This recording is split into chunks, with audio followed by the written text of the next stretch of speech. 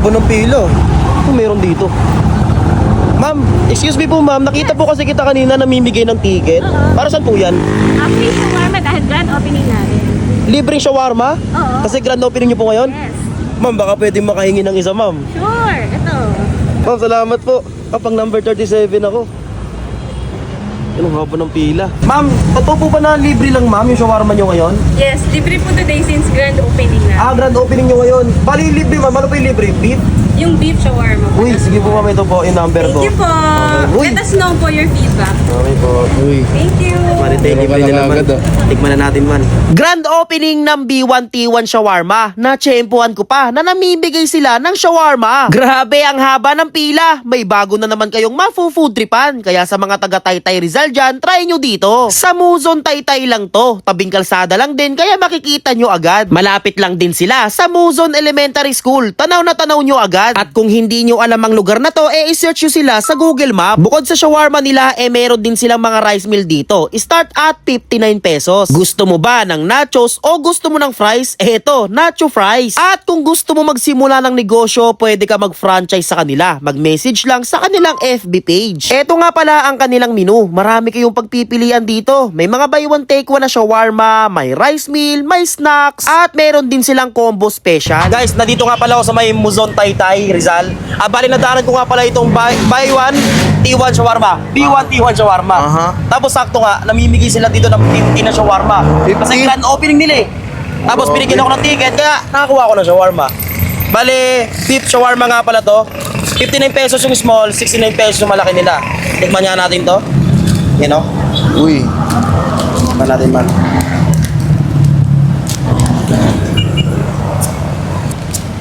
Malaman yan, oh. Ano, grabe. Ang sarap ng beef man.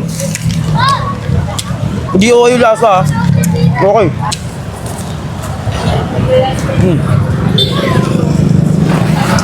Ang sarap, nakalibre pa. Uy. Guys, nasarapan ako dito sa shawarma nila, kaya sinubukan ko rin pala itong chicken shawarma nila. Chicken? Buy one take one din. Uy.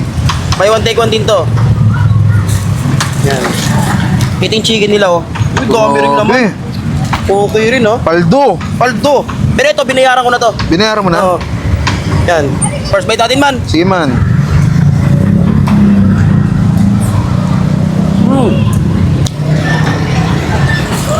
Okay.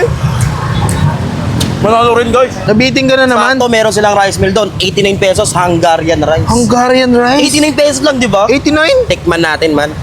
Baka may magtanong, bakit ako may tato? Uy. Kay kuya lang, doon, oh. Doon banda, oh. Grabe. Yan.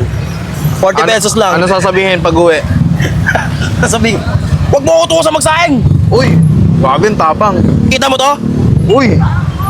Tuusan ako magsaing. Ilang takal ba? Uy, mali naman yun eh. Tingnan na natin, man. Sige man. Ayun no? Oo. Kasang Hungarian. Ay, ang sarap, di ba? Java rice, no? Sarap ng sauce, di siya nakakaumay. Yung sauce na... Yung hindi siya- Babalik-balikan? Yes, hindi siya flavorful eh. Alam mo yun, sakto lang talaga yung lasa.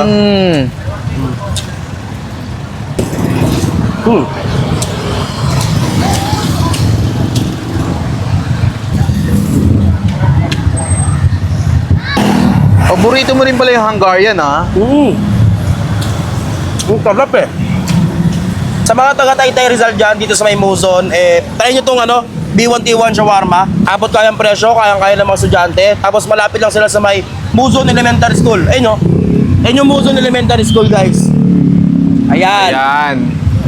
Malapit lang sila dito. Tapos open sila ng 12 noon, 12 ng tanghali hanggang 9 p.m. Uy.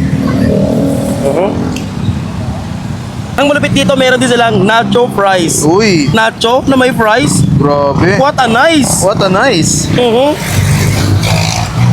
Sarap ng meat sa ibabaw.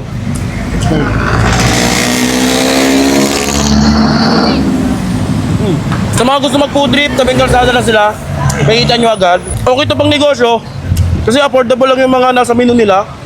Kaya sa mga gusto magnegosyo dyan, open for franchise sila. Uy. Panalo.